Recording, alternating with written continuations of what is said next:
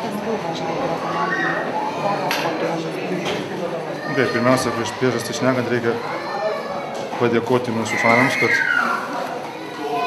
kaip sakant, tokią gražią atmosferą mums sukūrė žaisti išvykoje, bet, aišku, grajus iš viso nepavyko.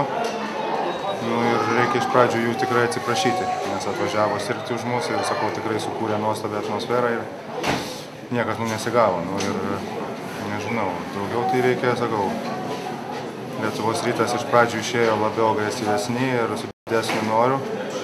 Kaip norėjome atsigauti, mums nelabai kas pavyko. Ir aplamai šiandien senai jau dalyvauju tokiuose rungtynėse, kur vienai komandai taip viskas sekasi, ką jie bedarytų, o kita komanda tiesiog, absoliučiai viskas nesiseka.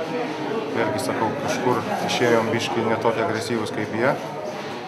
Vis dėlto dar buvo labai daug laiko atsitiesti ir mums tai kažkaip nepavyko atsitiesti. Tritaškai labai prastai, man atrodo, 2 iš 20. Iš tikrųjų negali pykti, kokius metimus mes šiandien gavom mesti. Buvo tikrai labai nemažai laisvų metimų, kuriuo, nežinau, pavyzdžiui, Bamberge pataikom, bet toks yra krepšinis, šiandien nepataikėm. Vis tai nesusijęda į tą ir kažkur vis vėluodavom. Ir, sakau, Lietuvos Ryte kažkaip gavosi, kad buvo palikti laisvesni ne tie žmonės, kurie turėtų būti palikti laisvesni.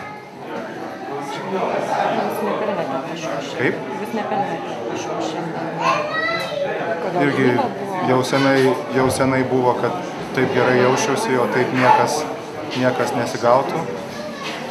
Bet sakau, dėl to tai yra krepšinio dalis, dėja gaila. Bet jeigu taip ir toliau jausios gerai, tai turėtų po naujų metų būti viskas geriau. Šarūnai šventės ant nosies, kaip šventės šiandien? Taip pat kaip visą laiką. Kažką pagaminsit kūčių stalo? Ne. Važiuojam į užsienį.